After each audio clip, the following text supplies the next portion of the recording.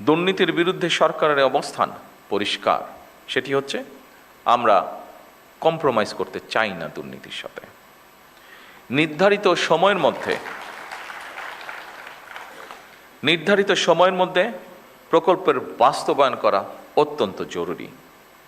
ব্যয়ের ক্ষেত্রে সর্বোচ্চ স্বচ্ছতা বজায় রাখা অন্যতম গুরুত্বপূর্ণ একটি বিষয় এবং একই সাথে কাজের গুণগত মান নিশ্চিত করা সংশ্লিষ্ট প্রশাসনিক কর্মকর্তাদের একটি গুরুত্বপূর্ণ দায়িত্ব।